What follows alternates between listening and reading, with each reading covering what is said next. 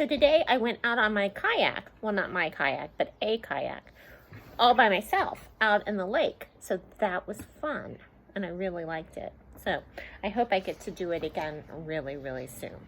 I hope you had a good day too today. And I hope whatever you did, that it was wonderful. I heard that Allie and Owen are going to start reading Charlotte's Web. And I love that book. So I hope that that is fun. I found this, Charlotte and Evelyn. This belonged to your dad. And for the rest of you, this was Uncle Joshua's. He used to love He-Man. This is called He-Man and Battle Cat.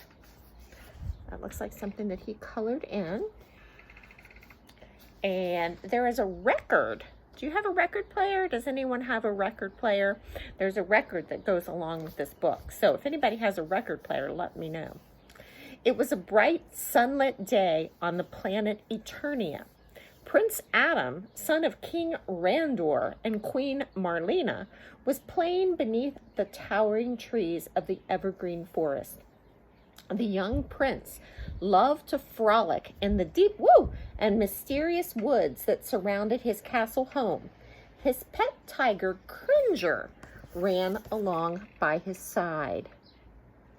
There's Cringer. "You must come with me at once, sire," shouted Man-at-Arms. Oh, I missed a page. Not yet. Suddenly, the sky overhead darkened as a huge black shadow moved swiftly across the forest floor. Prince Adam looked up and saw the shape of a huge falcon soaring through the blue sky. The gigantic bird swept down and landed in a forest clearing nearby. Prince Adam was not frightened. He recognized this fantastic bird and the person who was riding on its wide, feathered back. Who do you think it is? It was Prince Adam's teacher and friend, Man-at-Arms. Ever since he was a child, Prince Adam had been taught the ways of survival on the planet from Man-at-Arms. The strong young prince could tell that something was wrong as Man-at-Arms rushed toward him through the thick underbrush. "You must come with me at once, sire." Told you that was coming, shouted Man-at-Arms in a voice that echoed through the forest. "What is wrong?" asked Prince Adam. "The evil one, Skeletor, has found the path which will lead him to Castle Grayskull.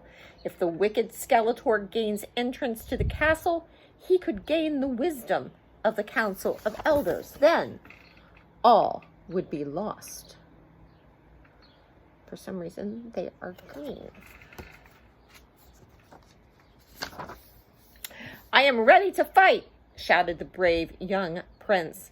Adam took from his side the sword of power and raised it high over his head.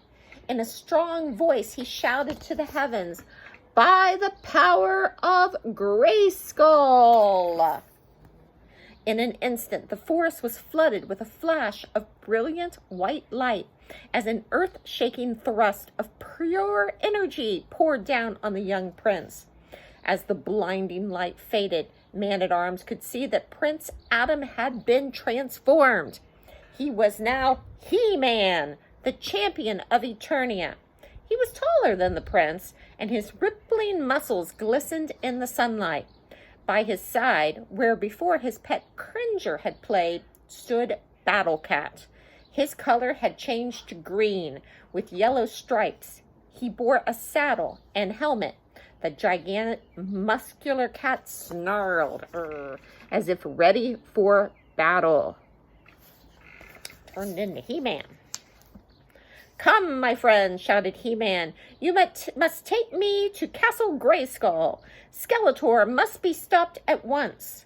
He-Man leaped onto the back of the colossal feline, that's Battle Cat, and together they bounded off through the forest.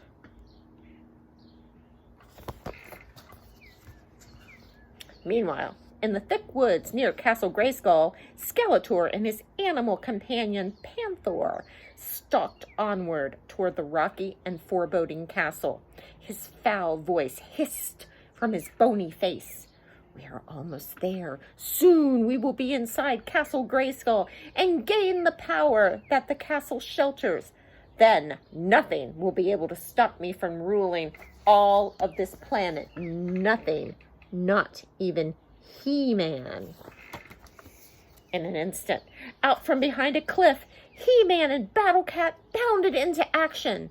When Skeletor and Panther saw their foe, they recoiled in a moment of fear. As long as I live, you will never enter Castle Grayskull, shouted He-Man. Battle Cat reared up on his hind legs and hissed menacingly. He-Man drew his sword as the two arch enemies raced toward each other for battle. I like his blonde hair. Although Skeletor was powerful, he was no match for He-Man. The power of He-Man was the force of good, and in the universe, good always triumphs over evil.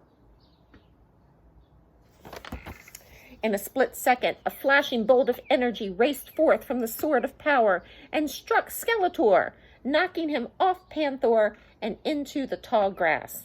He leaped back on the giant cat, and they ran away, back into the woods for safety. For now, evil Skeletor had been stopped. Later that day, as the long shadows fell across the forest floor, He-Man neared home. Before he could be seen, he transformed Battle Cat and himself back into their original form, Prince Adam and Cringer. No one in his home must learn his true identity. Only Man-at-Arms shared his amazing secret. With this fantastic power, He-Man could continue to fight the forces of evil and darkness. He and his friends were truly masters of the universe. He-Man. We used to have all the He-Man figures and the castle. I wonder where all those went. I don't know. Maybe I will find them during one of my clean-outs, or maybe I've already given them to somebody. Anyway, I hope you had a really good day today. It is beautiful out today. Told you I went out on my kayak. That was fun. And tomorrow it's supposed to rain. So we'll do something else then. I love you. Have a good night. Bye.